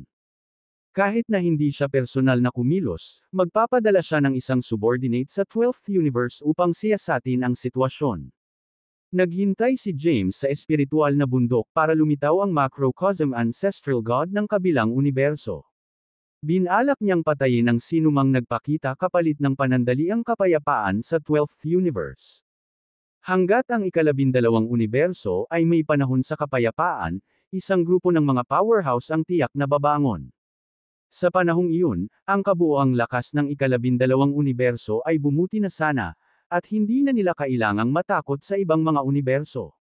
Samantala, isang nasa katanghaliang gulang na lalaki ang tahimik na lumitaw sa chaos sa labas ng 12th universe. Nakasuot siya ng kulay abong balabal at katamtaman ang hitsura. Maraming tao ang sumusunod sa likuran niya. Ang nasa katanghaliang gulang na lalaki ay si Santino Hiram, isang macrocosm ancestral god mula sa 6th universe. Si Santino ay isang 3-power macrocosm ancestral god at napakakapangyarihan. Grand Patriarch, iyon ang ikalabindalawang universo, kung saan namatay si Torren. Ayon sa mga mapagkakatiwalaang mapagkukunan, ang taong pumatay sa kanya ay tinatawag na 49. Gayunpaman, ang kanyang pinagmulan ay isang misteryo. Hindi alam kung siya ay mula sa 12th universe o kung siya ay isa pang buhay na nilalang sa universo na nakialam sa mga gawain ng 12th universe. Isang lalaki sa likod ni Santino ang nagsalita at maikling ipinaliwanag ang mga detalye ng pagkamatay ni Torren sa Fiend Realm. At saka, nakatanggap ako ng impormasyon mula sa ating mga especially iyan na ang isang kailam ancestral god mula sa ating universo ay nakatakas mula sa Heavenly Court ng Human Realm ng 12th Universe. Mukhang may walang katulad na powerhouse sa kanila. Hindi alam ni Santino ang sitwasyon ng 12th Universe. Gayunpaman, marami sa mga nabubuhay na nilalang ng ika-6 na universo ang nakapasok sa ikalabindalawang universo. Kaya, naging madali para sa kanila na mangolekta ng impormasyon sa loob ng 12th universe. Ang Panginoon ng ikalabindalawang universo ay tinatawag na Radimir. Siya ay naninirahan sa pag-iisa sa isang lugar na tinatawag na Mount Heavenly Path. Nagsagawa siya ng isang serye ng mga plano at pinamunuan ang ikalabindalawang universo sa isang maliwanag na panahon. Ayon sa mapagkakatiwalaang mga mapagkukunan, siya ay isang macrocosm ancestral god na may isang macrocosm power lamang. Tahimik na nakikinig si Santino sa mga ulat. Ang powerhouse sa Heavenly Court ng Human Realm ay hindi big deal sa kanya. Kahit si Radimir ay hindi nagbigay ng banta laban sa kanya. Ang kanyang pangunahing inaalala ay 49. Dito muna kayo. Papasok ako sa 12th universe at kakausapin ko si Radimir tungkol sa pagsasama ng 12 universo. Kung tumanggi siya, papatayin ko siya at aabutan ko siya. Tungkol sa mga nabubuhay na nilalang sa ikalabindalawang universo, ipapahayag ko sa kanila ang balita pagkatapos kong ayusin ang mga bagay kay Radimir. Kung sino man ang sumalungat sa ideya, maaari kayong pumasok sa 12th universe at patayin sila. Naiintindihan. Isang malakas at organisadong tugon ang umalingaw-ngaw mula sa kanyang likuran. Hindi na nanatili si Santino at nawala sa chaos sa isang iglap. Sa sumunod na sandali, nasa loob na siya ng 12th universe. Lumitaw siya sa mabituing espasyo ng 12th universe at naramdaman ang katatagan ng universo. Hindi niya maiwasang mamangha at bumulong-bulong, hindi ko inasahan na ang 12th universe's heavenly path ay naging ganoon katatag pagkatapos ng mahabang pagsupil. Ang kanilang heavenly path ay halos maihahambing sa first universe ngayon. Nagulat si Santino sa katatagan ng 12th universe, na maihahambing sa first universe. Bigla niyang napagtanto kung bakit nag-aalala ang unang universo sa kanila. Sa ganoong matatag na landas sa langit at sa kanilang masaganang swerte, maraming magagaling na powerhouse ang tiyak na babangon sa 12th universe maaga o huli. Mabilis na gumalaw si Santino sa kalawakan. Hindi nagtagal, nakarating siya sa labas ng human realm. Ang Mount Heavenly Part ay kilalang-kilala noong primeval age. Gayunpaman, unti-unti itong nakalimutan sa paglipas ng panahon. Iilan lamang sa mga tao sa 12th universe ang nakaalala nito. Inihiwalay ni Radimir ang Mount Heavenly Path, na pinipigilan ng iba na mahanap ang lugar. Kalahati. Gayunpaman, si Santino ay isang 3-power macrocosm ancestral god at nararamdaman niya ang lokasyon ng Mount Heavenly Path. Pagkatapos lumitaw sa divine dimension ng human realm, mabilis siyang pumunta sa Mount Heavenly Path. Sa labas ng Mount Heavenly Path ay isang malakas na pormasayon, na naghihiwalay sa aura nito at ginagawa itong parang isang ordinaryong lugar. Kahit na may mga tao sa paligid ng lugar, hindi sila masyadong malakas. Samantala, si Radimir ay nakaupo sa isang lotus na posisyon sa isang tiyak na espiritual na bundok sa loob ng Mount Heavenly Path. Bigla niyang binuksan ang kanyang mga mata at tumingin sa labas ng Mount Heavenly Path. Naglakad si Santino patungo sa Mount Heavenly Path, tumayo sa harap ng formation, at siniyasat ito. Pagkatapos, iniunat niya ang kanyang kamay at bahagyang tinapik iyon. Isang malakas na puwersa ang lumabas mula sa dulo ng kanyang daliri at kumalat na parang mga alon ng tubig. Ang kanyang puwersa ay lumubog sa pormasayon at nagsimulang maghiwa-hiwalay ito. Madali niyang sinira ang pormasayon ni Radimir. Matapos matuno ang pormasayon, lumitaw siya kung saan naglilinang si Radimir sa isang iglap. Tumayo si Radimir at tinitigan ang hindi inaasahang bisita sa Mount Heavenly Path. Para masira ng tao ang kanyang pormasayon ng walang kahirap-hirap, kailangan niyang maging isang taong may mas mataas na ranggo ng cultivation. Alam ni Radimir na walang mas malakas kaysa sa kanya sa 12th universe.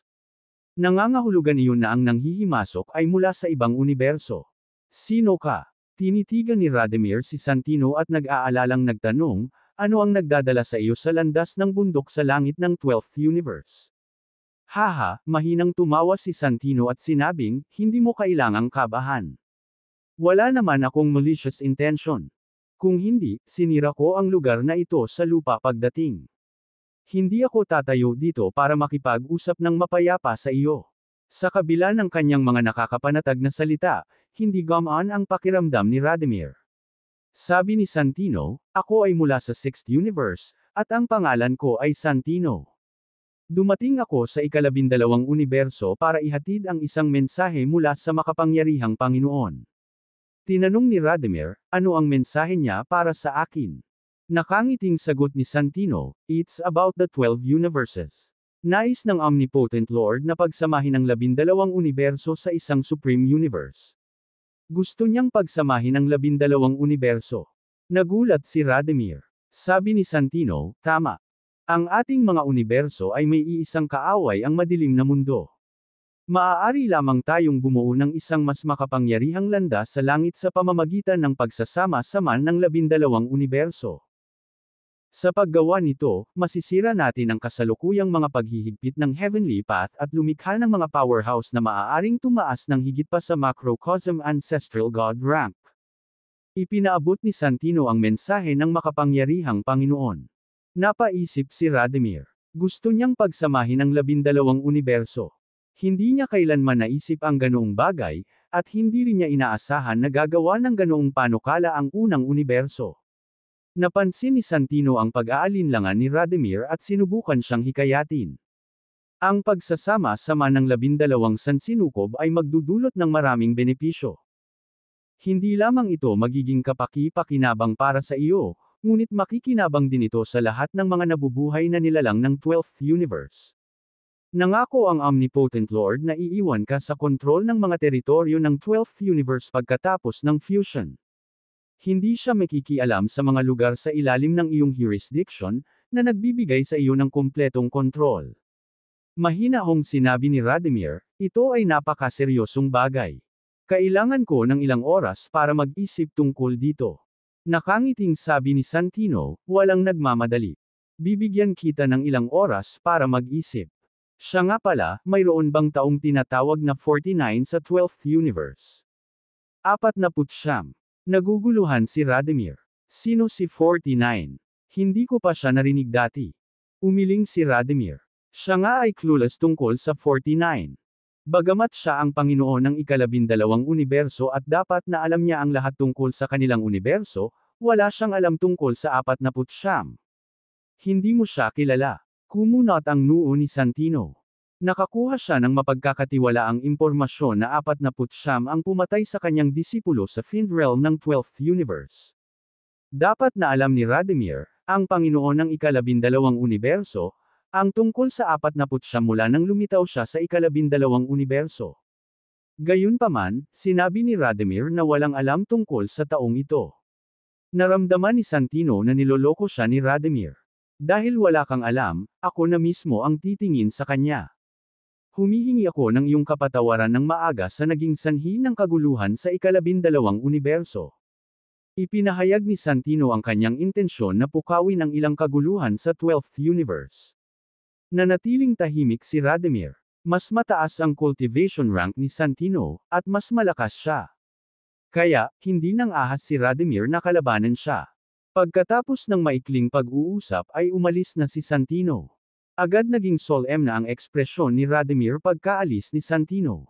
Bamulong siya, ano ang sinusubukang makamit ng unang universo sa pamamagitan ng pagsasama-sama ng 12 universo. Alam ni Radimir na wala siyang magagawa upang pigilan ang pagsasama ng 12 universo sa kanyang kasalukuyang lakas. Ang sinumang iba pang macrocosm ancestral god mula sa ibang mga universo ay magiging mas malakas kaysa sa kanya. Maaari lamang niyang ipaubaya ang bagay sa iba pang universe lords. Kung pumayag sila sa panukala, walang kwenta ang pagtutol niya. Umalis si Santino sa Mount Heavenly Path at nagtungo sa Fiend Realm. Mabilis siyang naglakbay sa kawalan ng Divine Dimension ng Fiend Realm.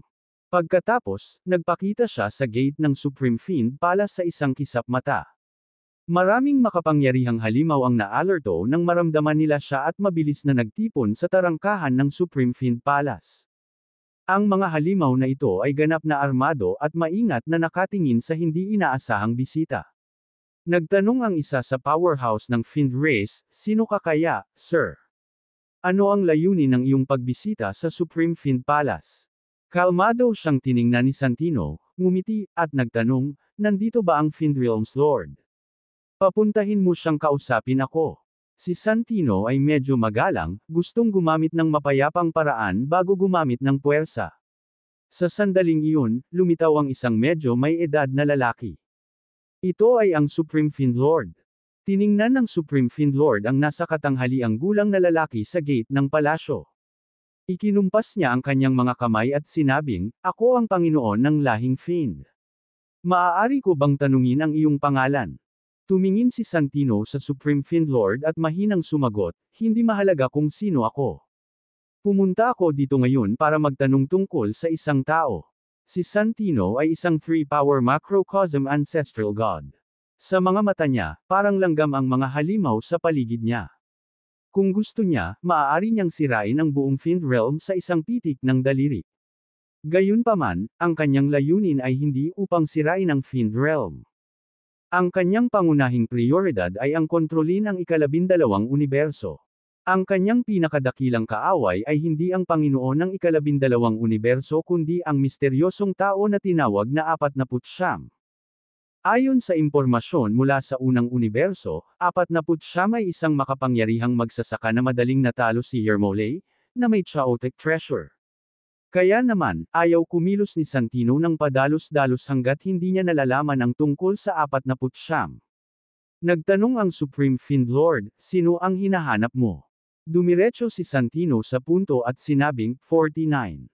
Sa sandaling marinig ng Supreme Fiend Lord na binanggit ang 49, agad niyang naunawaan na ang taong nauna sa kanya ay kamag-anak ni Torren at dumating upang maghiganti. Si Torren ay nasa itaas na niya, kaya ang taong nasa harap niya ngayon ay talagang isang mabigat na powerhouse. Walang alam ang Supreme Fiend Lord tungkol sa 49. Sa totoo lang, curious din siya sa kanya. Hindi ko siya kilala. Hindi mo siya kilala. Nagbago ang ekspresyon ng mukha ni Santino, at isang nakakatakot na puwersa ang lumabas sa kanyang katawan. Ang puwersa ay nagdulot ng pagyanig sa buong Fiend Realm. Ang Fiend Realm ay tila maaaring mapahamak anumang sandali. Ang Supreme Fiend Lord at ang iba pang makapangyarihang Fiend ay hindi nang ahas na kumilos sa ilalim ng mapang-ipong puwersa, sa takot na ang kanilang mga katawan ay mapunit. Samantala, si James ay naglilinang sa isang lugar sa isang espiritual na bundok ng divine dimension ng human realm.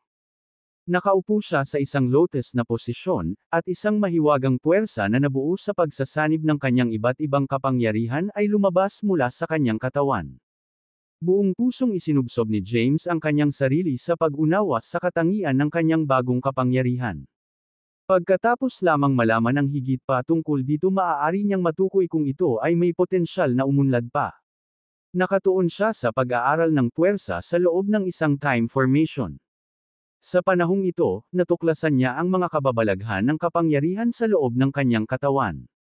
Ang kapangyarihan ay binubuo ng lahat ng nakaraang kapangyarihan na kanyang nilinang. Bilang karagdagan, ang ilang macrocosm powers ay maaaring maramdaman sa kanyang bagong kapangyarihan. Napaisip siya at bumulong kung patuloy kong linangin ang mas maraming macrocosm powers at isasama sila sa bagong kapangyarihang ito, magiging chaos power ba ito sa kalaunan? Hindi pa rin maintindihan ni James ang tunay na katangian ng kapangyarihan sa kanyang katawan. Siya ay sumuko sa pag-aaral nito at nagsimulang maunawaan ang Omniscience Path. Ang Omniscience Path ay sinasabing natatakpan sa ikatlong yugto. Kapag naabot ng isa ang ikatlong yugto ng Omniscience Path, ang potensyal ng katawan ng isang tao ay ilalabas, at magiging imposibleng umunlad pa sa Omniscience Path. Gayunpaman, naubos ni James ang hindi mabilang na macrocosm herbs sa panahon ng pakikipaglaban sa bagong universo sa Primeval Age. Bilang isang resulta, ang kapangyarihan ng mga halamang gamot na ito ay pinagsama sa isang malakas na puwersa at isinama sa kanyang katawan. Nabasag din ang path cells niya, dahilan para kumalat ang kanyang kapangyarihan sa buong katawan niya. Ang kanyang katawan ay pinasigla, at higit pa sa kanyang potensyal ang na-unlock. Pagkatapos ng serye ng mga kaganapan, siya ay tumungo sa ika-4 na yugto ng Omniscience Path.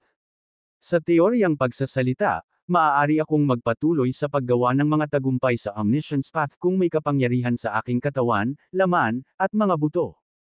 Gayunpaman, nakakonsumo ako ng hindi mabilang na macrocosm herbs, at ang kanilang mga kapangyarihan ay isinama sa aking katawan. Ang kanilang mga kapangyarihan ay nagpalusog sa aking katawan at nagbukas ng potensyal sa aking katawan. Wala nang mas malakas na halamang gamot kaysa sa macrocosm herbs sa universo. Kahit na makahanap ako ngayon ng macrocosm herbs, hindi sila magiging sapat na malakas para pasiglahin ang aking katawan na magbukas ng higit pang potensyal. Huff! Napabuntong hininga si James. Si James ay walang kaalam-alam tungkol sa bagong kapangyarihan sa kanyang katawan at hindi sigurado kung paano niya ito mapapahusay. Samantala, ang Omniscience Path ay nabalitang dead end sa third stage. Nagkataon lamang siyang umunlad sa ika-4 na yugto. Lugi talaga siya. Walang makagabay pa sa kanya, at naiwan siyang mag-isip ng mga bagay-bagay sa kanyang sarili. Huminto si James sa paglilinang, tumingin sa isang tiyak na direksyon, at agad na naramdaman ang sitwasyon ng Fiend Realm. Mabilis siyang tumayo, nag-inat ng katawan, at bumulong, nandito na siya sa wakas. Makikipaglaban ako ngayon. Sana malakas ang kalaban ko para masubukan ko ang limitasyon ng lakas ko. Hindi alam ni James kung gaano siya kalakas. Sa kanyang pakikipaglaban kay Radimir, inakala niyang mas malakas lang siya kaysa kay Radimir. Matapos labanan si Yermolay, naramdaman niyang minamaliit niya ang kanyang sarili at mas malakas siya kaysa kay Radimir. Hindi niya ginamit ang kanyang buong lakas nang lumaban kay Yermolay. Sa pagkakataong ito, gusto niyang lumabas ng todo sa labanan. Sa isang iglap na wala ang katawan ni James. Sa susunod na sandali, nagpakita siya sa Fiend Realm. Sa kanyang kasalukuyang lakas, madali siyang makapaglakbay saan man sa universo sa isang pag-iisip lamang. 49 na ako. Kung paanong ang Supreme Fiend Lord at iba pang makapangyarihang Fiend ay inaapi ng nakakatakot na pressure sa Supreme Fiend Palace ng Fiend Realms, isang biglang boses ang umalangaw-ngaw sa buong lugar. Ilang sandali pa, lumitaw ang isang figure at tumayo sa harap ni Santino sa tarangkahan ng palasyo. Agad na itinuon ni Santino ang tingin kay James at sinubukang tingnan si James. Gayunpaman, tila walang nakita si Santino mula kay James. Walang laman ang katawan niya, at parang wala siya. Natarante si Santino at hindi maintindihan kung bakit wala siyang madetect. Ni hindi niya maramdaman ang eksaktong cultivation rank ni James. Agad na nagsalubong ang kanyang mga kilay. Gayunpaman, agad niyang naalala na siya ay nasa ika-12 universo, ang pinakamahina sa lahat ng sansinukob. Kahit na makapangyarihan si James, hindi siya maaaring maging mas malakas kaysa sa kanya. Bukod dito, ang kanyang pangunahing layunin ay upang malaman ang pagkakakilanlan ng 49 at kung gaano kalakas ang taong ito. Dumilim ang mukha ni Santino, at malamig siyang nagtanong, "Ikaw ba ang pumatay sa aking disipulo?" Kalmadong sagot ni James, "Tama. Pinatay ko siya." Galit na sabi ni Santino, "Hindi mo ba alam na galing siya sa 6th universe? Babayaran kita sa pagpatay sa kanya." May intensyon si James na labanan si Santino sa simula. Nakangiting sabi niya, "Sure. Dalhin natin ang laban na ito sa Chaos. Kung matatalo mo ako, tatanggapin ko kung anuman ang parusa mo sa akin." Ayaw ni James na lumaban sa 12th universe. Pagkatapos ng lahat, si Santino ay isang macrocosm ancestral god. Bagamat walang cultivation rank si James, makapangyarihan din siya. Kung sasabak sila sa isang matinding labanan, maaari nilang sirain ang ika-12 universo. Alam ni Santino ang walang katulad na mga powerhouse na karaniwang lumalaban sa Chaos. Napakalakas ng macrocosm ancestral gods, at walang universo ang makakatagal sa kanilang mga pag-atake. Oo naman, malungkot ang mukha ni Santino. Matapos tanggapin ang hamon, nawala siya sa isang iglap. Umalis din si James sa Supreme Fiend Palace. Pagkaalis ng dalawa, ang Supreme Fiend Lord at ang iba pang mga Fiend ay naalis sa matinding pressure. Pinunasan ng Supreme Fiend Lord ang butil ng pawis na tumutulo sa kanyang noo at sinabing, napakalakas niya. Ang chaos sa labas ng 12th universe ay madilim na kulay abong walang laman. Walang mga path ang umiral sa chaos, ngunit isang misteryosong puwersa ang bumuo ng isang nakakatakot na presyon. Ito ay kilala rin bilang chaos pressure. Sa sandaling iyon, hindi na parang ordinaryong tao si Santino kundi isang powerhouse na may makapangyarihang enerhiya. Sino ka ba talaga? Kailan pa nagkaroon ng powerhouse na tulad mo sa 12th universe? Tinitigan ni Santino si James. Sinusuri niya, sinusubukang alamin ang pinanggalingan ni James. Hehe, humalaklak si James. Wala kang karapatang malaman. Sige at strike. Curious ako kung gaano kalakas ang isang macrocosm ancestral god mula sa 6th universe. Sa gusto mo. Gusto rin ni Santino na subukan ang lakas ni James. Hindi siya nagpapigil at pinakilos ang buong lakas. Ang kanyang aura ay tumaas, at nagsimula itong makaapekto sa nakapalibot na espasyo ng chaos, na naging dahilan upang magmukha itong ilusyon at hindi matatag. Sa sandaling iyon, isang mahiwagang kapangyarihan ang lumabas mula sa chaos at pinatatag ang espasyo. Ang chaos ay isang mahiwagang lugar, at walang puwersa ang makakasira dito. Katulad ng mga universo, ang chaos ay mayroon ding heavenly path na lihim na nagpo-protekta dito. Ang The Chaos Heavenly Path ay talagang isang nakakatakot na pag-iral. Ang chaos ay malawak at walang hangganan. Kahit na ang isang macrocosm ancestral god ay hindi mahahanap ang mga hangganan ng chaos. Bagaman napakalaki ng mga universo, mayroon silang mga hangganan. Naglabas ng malakas na enerhiya si Santino. Ang kanyang mukha ay mabangis at nakakatakot, na tila siya ay isang walang kapantay na demonyo. Hindi niya binigyan ng pagkakataon si James. Lumitaw siya sa harap ni James sa isang iglap at itinaas ang kanyang kamay para magpakawala ng isang malakas na kapangyarihan. Tapos, tinapat niya yung kamay niya kay James. Hindi ito hinarangan ni James. Siya ay lumutang sa chaos at pinahintulutan si Santino na atakihin siya. Boom! Inilapat ni Santino ang palad niya kay James. Ang kanyang pag-atake ay naglalaman ng 3 macrocosm powers. Sa pagtama, isang malakas na tunog ang umalangaw na parang dumadagandong na kulog. Nanatili si James sa pwesto, at may mga bitik na nabuo sa espasyo ng chaos sa likod niya. Gayunpaman, hindi kumalat ang mga bitik. Dati, nang pumasok siya sa ikatlong yugto ng Omniscience Path, ang kanyang pisikal na katawan ay maihahambing sa isang ancestral god. Ngayong siya ay nasa ika-4 na yugto ng Omniscience Path, mas malakas ang kanyang pisikal na katawan. Higit pa rito, siya ay nasa isang libingan ng mahigit 10 epoch matapos siyang masugatan ng husto, at ang kapangyarihan sa kanyang katawan ay nagpalusog sa kanyang pisikal na katawan. Alam ni James na malakas ang kanyang pisikal na lakas ngunit hindi siya sigurado sa buong kapasidad nito. Gusto niyang subukan ang limitasyon ng kanyang pisikal na lakas. Naramdaman ni James ang isang nakakatakot na puwersa na dumampi sa kanya nang umatake si Santino. Ang lakas ay tumagos sa kanyang katawan mula sa kanyang dibdib, at tila siya ay nakuryente. Sa simula, hindi gumagalaw si James pagkatapos ng pag-atake. Gayunpaman, ang kanyang katawan ay nagsimulang manginig habang ang puwersa ay lumaganap sa kanyang katawan, at nagsimulang mabuo ang mga pinsala sa ibabaw ng kanyang katawan. Ang mga sugat na ito ay kumalat sa buong katawan niya, at nagsimula siyang duguan. Ang kanyang katawan ay sabog, at siya ay dumura ng isang bibig ng dugo. Tumulo ang kanyang dugo sa espasyo ng chaos. Ang dugo ni James ay naglalaman ng malakas na puwersa at naging sanhi ng pagyanig ng espasyo. Mabilis siyang umatras sa malayo, pinunasan ang dugo sa kanyang mga labi, at naisip, nararamdaman ko ang 3 macrocosm powers. Ang taong ito ay isang 3-power macrocosm ancestral god. Bagamat nasugatan ako sa kanyang pag-atake, nakayanan ko pa rin ito nang hindi ginagamit ang anumang lakas ko. Pagkatapos ng isang galaw, naunawaan ni James ang kanyang pisikal na lakas. Sa kanyang kasalukuyang pisikal na lakas, ang isang 2-power macrocosm ancestral god ay hindi magagawang saktan siya. Tanging isang 3-power macrocosm ancestral god lamang ang maaaring magdulot ng pinsala sa kanya. Hinimok ni James ang kanyang kapangyarihan, at gumaling ang mga sugat sa kanyang katawan.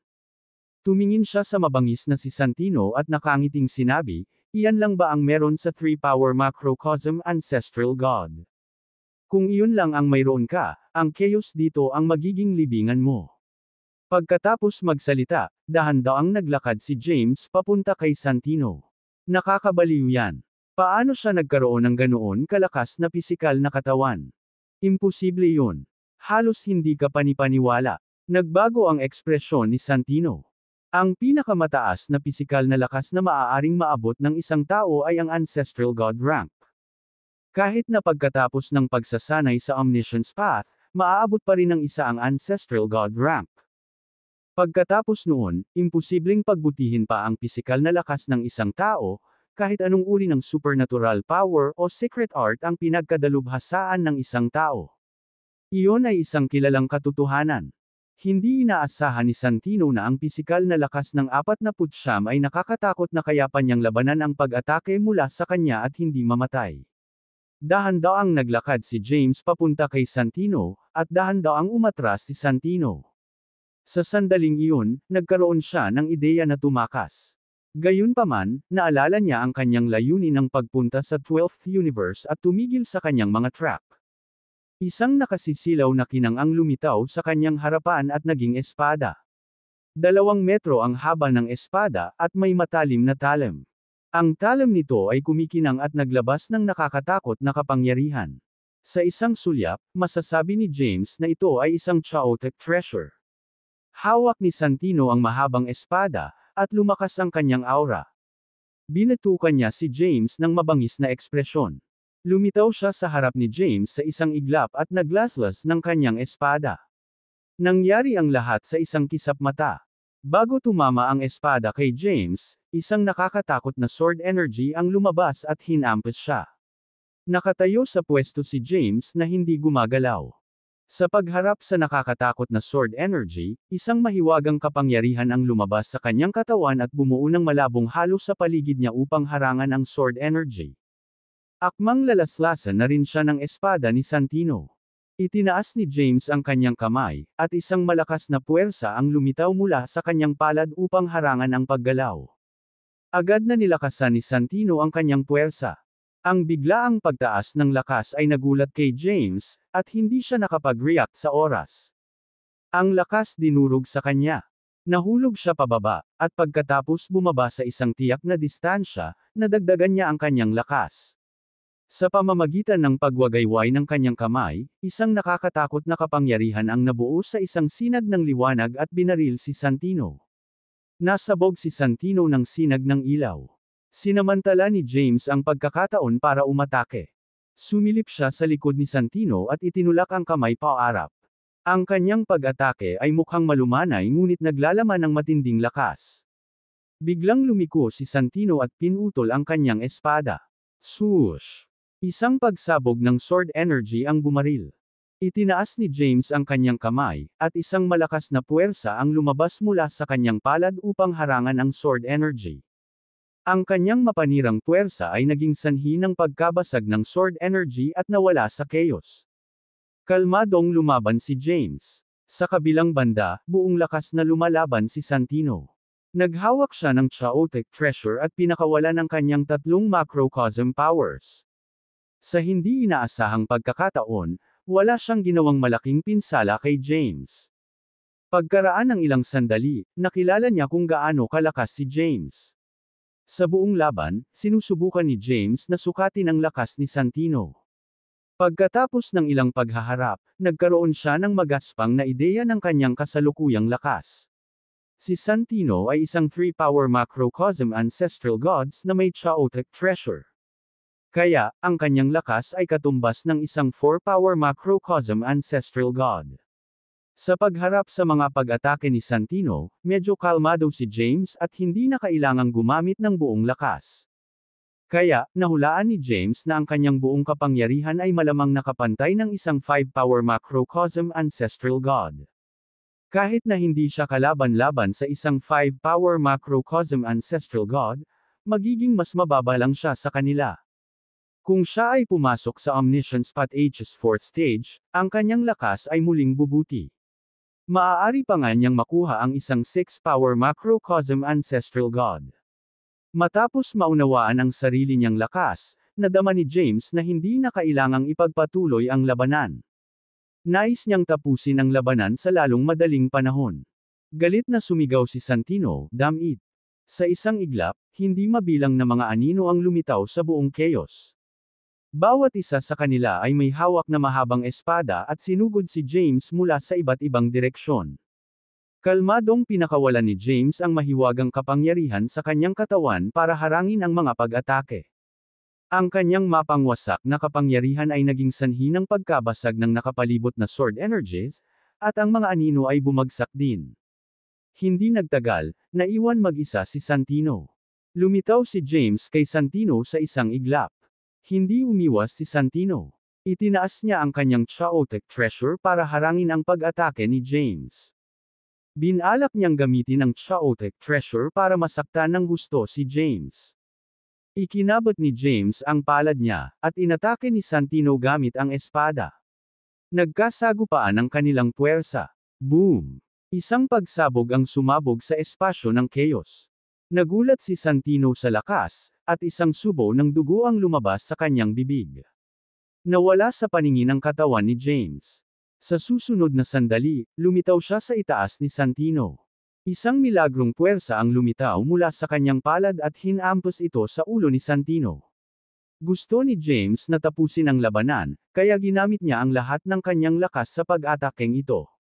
Ang kanyang pag-atake ay naglalaman ng pagsasanib ng lahat ng kanyang nakaraang powers.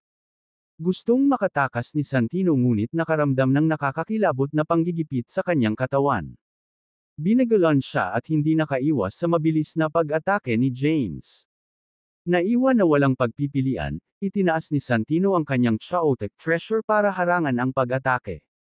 Hinawakan niya ang mahabang espada at ibinuhos ang buong lakas niya sa espada. Ang kanyang espada ay agad na naging mas maliwanag, at ang malakas na sword energy ay lumitaw, na kumakalat na parang mga alon ng tubig. Ginamit ni James ang kanyang lakas. Hindi napigilan ng sword energy ang kanyang pag-atake at agad na nabasag. Ang atake ng palad ni James ay tumama sa ulo ni Santino. Nadurog agad ang katawan ni Santino. Ang chaos ay walang hangganan, at imposibleng makilala ang mga direksyon. Patuloy na bumababa ang katawan ni Santino sa chaos. Ginamit niya ang lahat ng kanyang lakas para lumaban, ngunit kahit ang kanyang tatlong macrocosm powers ay hindi makalaban sa pag-atake ni James. Ang puwersa ni James ay tumagos sa kanyang katawan at nagsimulang sirain ang kanyang mga selula. Di nagtagal, nagsimula ring maghiwa-hiwalay ang kanyang kaluluwa sa ilalim ng mapangwasak na kapangyarihan ni James. Arg! Hindi! Sigaw ni Santino sa takot. Di nagtagal, nawala siya sa chaos. Isang 3-power macrocosm ancestral god ang napatay ng napakadali sa chaos. Naka-standby sa di kalayuan ang mga alagad ni Santino. Alam nilang dumating si Santino para lumaban sa chaos at palihim na nanunood sa labanan. Matapos masaksihan ang malagim na pagkamatay ni Santino, sila ay natakot at tumakas mula sa pinangyarihan. Ang Panginoon ng ikalabindalawang universo, si Radimir, ay dumating din sa chaos at nanood ng labanan sa hangganan ng ikalabindalawang universo. Nagbago na ng anyo si James, kaya kahit si Radimir ay hindi siya makilala. Matapos mapanood ang pagkamatay ni Santino, huminga ng malalim si Radimir. Sino ang lalaking ito? Kailan nagkaroon ng powerhouse na tulad niya sa 12th universe? Kahit na si Radimir ay ang 12th universe's lord, wala siyang ideya kung sino ang 49. Matapos patayin ni James si Santino, tumingin siya sa direksyon kung saan nawala si Santino at nakangiting bamulong, napakahina niya. Lumutang siya at tumingin sa espada sa chaos. Ang espadang iniwan ni Santino ay isang chaotic treasure. Napatingin si James sa espadang hawak niya. Mayroon itong puting talam na may nakaukit na mahiwagang mga inscription. Ang espada ay naglabas ng napakalakas na kapangyarihan. Ito ay isang mahusay na chaotic treasure. Gayunpaman, ito ay walang silbi sa akin.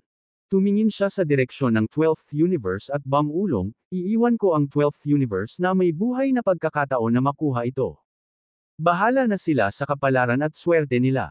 Casual na ikinaway ni James ang kanyang kamay, at ang chaotic treasure ay lumipad palabas at nahulog sa 12th universe.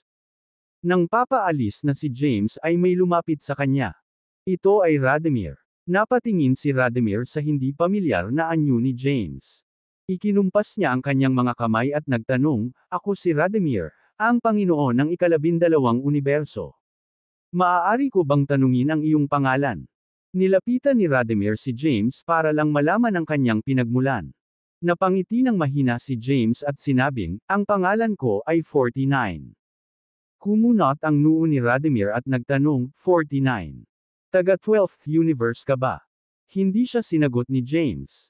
Sa halip, tinanong niya, napunta ba sa iyo ang taong ito mula sa 6th universe? Tumango si Radimir at sinabing, oo. Naiintrigang tanong ni James, oh. Ano ang sinabi niya sa iyo? Sumagot ng totoo si Radimir, naghatid siya ng mensahe mula sa Panginoon ng unang universo. Nais ng Omnipotent Lord na pagsamahin ang 12 universo sa isang Supreme Universe. Nang marinig ito, naging seryoso si James. Alam na ni James na gusto ng unang universo na pagsamahin ang iba pang mga universo sa isa. Gayunpaman, nadama niya na magiging mahirap para sa kanila na tuparin ang kanilang plano dahil hindi ito papayagan ng ibang mga universo. Hindi niya inaasahan na nagsimula na ang unang universo sa pagpapatupad ng kanilang plano. Nagpadala na sila ng macrocosm ancestral god mula sa 6th universe hanggang sa 12th universe para ihatid ang mensahe. Iyon ay nangangahulugang ang iba pang mga universe lords ay nalaman din tungkol sa bagay na ito. Ano ang dapat kong gawin tungkol dito? Napaisip si James. Nagkaroon na siya ng pangunawa sa sarili niyang lakas. Si James ay makapangyarihan, at ang mga ordinaryong macrocosm ancestral gods ay walang kapantay para sa kanya. Gayunpaman, ang kanyang kalaban ay ang unang universo. Ang unang universo ay ang pinakalumang universo na umiiral, at mayroon itong hindi mabilang na mga powerhouse. Kung siya ay tatayo laban sa kanila, hindi niya magagawang labanan ang lahat ng macrocosm ancestral gods ng unang universo. Ano ang dapat nating gawin ngayon, sir? Tanong ni Radimir. Kahit na siya ang Panginoon ng 12th universe, si James ay isang makapangyarihang magsasaka. Kaya naman, gusto niyang hingin ang opinyon ni James sa bagay na iyon. Nawala sa pag-iisip si James, tumingin kay Radimir, at nagtanong, ano ang balak mong gawin? Pagkatapos ng maikling pag-iisip, sinabi ni Radimir, sinabi sa akin ng nabubuhay na nilalang na pinatay mo na ang pagsasama-sama ng 12 universo ay bubuo ng isang kumpleto at mas makapangyarihang landas sa langit. Bilang resulta, ang kasalukuyang mga paghihigpit ng ating heavenly paths ay masisira, at ang ating mga powerhouse ay maaaring maabot ang isang hindi pa naganap na cultivation rank, na magbibigay sa atin ng lakas upang labanan ang Dark World. Sinabi rin niya na maaari tayong lumikha ng isang ganap na bagong universo, na magbubukas ng higit pang mga pagkakataon at mga biyaya, na makikinabang sa ika-12 universo. Gayunpaman, sa tingin ko ang kasalukuyang sitwasyon ng 12th universe ay medyo maganda. Tayo ay kasalukuyang nasa isang maunlad na panahon. Kahit na tayo ay pagsamahin, gusto kong bumili ng mas maraming oras para sa ating mga powerhouse na tumaas bago gawin ito. Kung madaragdagan natin ang ating kabuuang lakas, maaari tayong makipag-ayos ng higit pang mga benepisyo mula sa pagsasanib. Dahil hindi ko mapigilan na mangyari, wala akong choice kundi pumayag. Gayunpaman, sisikapin kong makakuha ng mas maraming benepisyo para sa atin. Ipinahayag ni Radimir ang kanyang mga iniisip. Matapos marinig ang kanyang opinyon, napaisip si James. Naabot na niya ang limitasyon ng kanyang cultivation rank at kailangan niyang galugarin ang kanyang hinaharap na mga landas mag-isa. Kung magsasama-sama ang 12 universo, maaaring lumitaw ang mga bagong pagkakataon at biyaya, na nagpapahintulot sa kanya na lumakad sa isang hindi pa nagagawang landas. Marahil, naiintindihan pa niya ang chaos power at kahit na humakbang sa mas mataas na yugto sa omniscience path. Pagkatapos ng maikling pag-iisip tungkol dito, nadama ni James na walang pinsala sa pagsasama-sama ng kanilang mga universo. Bahagyang tumango si James at sinabing, Ma'am, hindi mo kailangang mag-alala tungkol dito sa ngayon. Pag-iisipan natin ito pagkatapos magpadala ang unang universo ng isa pang tao sa ika-12 universo upang talakayin ang bagay na ito.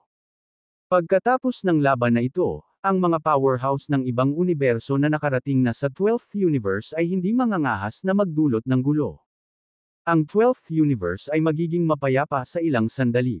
Nag-iwan ng ilang salita si James bago nawala at bumalik sa 12th universe. Pinagmasdan ni Radimir ang pagkawala ni James at naguguluhan na bam-ulong, siguradong nakakatakot siya. Madali niyang pinatay ang isang 3-power macrocosm ancestral god na may chaotic treasure. Sino ba talaga siya? Ano ang kanyang cultivation rank? Kailan lumitaw ang isang tulad niya sa 12th universe? Sinarado ni Radimir ang kanyang utak ngunit hindi niya matukoy kung sino si 49. Pinatay ni James ang isang 3-power macrocosm ancestral god mula sa 6th universe. Pagkatapos ng labanan kay Santino, nakakuha si James ng pangkalahatang pag-unawa sa kanyang sariling lakas. Kontento na siya sa lakas niya ngayon. Sa ika-12 universo, kakaunti lamang ang maaaring talunin siya. Tungkol naman sa pagsasanib ng 12 universo, naramdaman ni James na hindi naman talaga masama kung wala itong masamang epekto sa mga nabubuhay na nilalang ng 12th universe. Bumalik si James sa ika-12 universo, tumungo sa isang hindi pinangalanang espiritual na bundok sa divine dimension ng human realm, at nagsimulang maglinang. Sa pagkakataong ito, pangunahing nakatuon siya sa kanyang magiging landas. Samantala, ang ilang mga kaguluhan ay sumabog sa iba't ibang mga universo. Ang unang universo ay nagpadala ng maraming sugo upang hikayatin ang iba pang mga universo. Macrocosm ancestral gods ng iba't ibang benepisyo ng pagsasama ng kanilang mga universo. Mahigit sa kalahati ng macrocosm ancestral gods ang sumang-ayon sa panukala. Gayunpaman, may ilang salungat na boses. Ang mga universo na hindi naaprubahan ay itinapon sa kaguluhan. Ilang Kylem ancestral gods ang namatay bigla, at ilang macrocosm ancestral gods ang nasugatan. Alam ng lahat ng mga unibersong ito na ito ay ginawa ng unang universo, ngunit wala silang patunay. Wala silang pagpipilian kundi ang sumang-ayon sa panukala matapos makita ang kaguluhan na pinaghagisan ng kanilang universo. Sa unang universo, ang Omnipotent Lord ay nakaupo sa pangunahing bulwagan ng isang palasyo sa Ancestral Holy Site. Isang lalaki na mukhang mga 30 taong gulang ang nakatayo sa ibaba niya. Ang lalaki ay nakasuot ng ginintoang balabal at nagpalabas ng napakapambihirang aura. Ang lalaki ay ang Panginoon ng ika-6 na universo, si Lishai Baishan. Makapangyarihang Panginoon. Si Lishai ay personal na pumunta sa unang universo upang makita ang makapangyarihang Panginoon. Sa isang time na ekspresyon, sinabi niya, ipinadala ko si Santino sa ika-12 universo, ngunit siya ay pinatay. Nagdilim ang mukha ng makapangyarihang Panginoon, at nagtanong siya, pinatay. Anong nangyari? Sumagot si Lishai, pagkatapos matanggap ang iyong order, inatasan ko si Santino sa ika-12 universo na lampasan ang kanilang Universe Lord. Ang Panginoon ng 12th Universe ay hindi ang pinakamalaking banta. Sa halip, ito ay 49. Siya ay hindi kapani-paniwalang makapangyarihan at isang malaking problema. Ayon sa mga nasasakupan ni Santino, saglit lang ang kanilang laban. Ginamit pa ni Santino ang kanyang Chaotic Treasure ngunit hindi siya nagkaroon ng pagkakataon laban sa 49. Nagdilim ang ekspresyon ng makapangyarihang Panginoon. Alam niya ang lakas ni Santino. Si Santino ay isang 3-power macrocosm ancestral god at nagkaroon ng Chaotic Treasure. Ang kanyang lakas ay katumbas ng isang 4-power macrocosm ancestral god. Gayunpaman, napakadali niyang pinatay. Hindi maisip kung gaano kalakas ang 49. Ano ang dapat nating gawin ngayon, Omnipotent Lord? Tanong ni Lishai. Nag-isip sandali ang makapangyarihang Panginoon at sinabing, bumalik ka muna.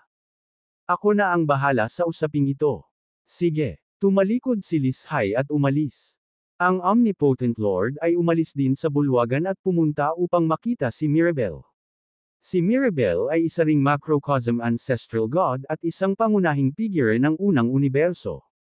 Kahit na hindi siya ang Universe Lord, ang kanyang lakas ay hindi mas mababa sa Omnipotent Lord. Nagkita si Mirabel at ang Omnipotent Lord sa isang gazebo. Medyo elegante ang paligid nila. Nakasuot ng puti at manipis na damit si Mirabel, na malabong tumambad sa kanyang perpektong katawan. Siya ay tumingin napakaakit. Napangiti siya ng maganda at sinabing, medyo maayos ang takbo. Para naman sa mga hindi sumang-ayon, mabilis silang nagbago ng isip pagkatapos naming magdulot ng kaunting kaguluhan sa kanilang universo. Alam ng makapangyarihang Panginoon ang pag-unlad ng kanilang plano. Hindi ako pumunta para talakayin ang pagsasama-sama sa iyo. Ito ay tungkol sa ibang bagay.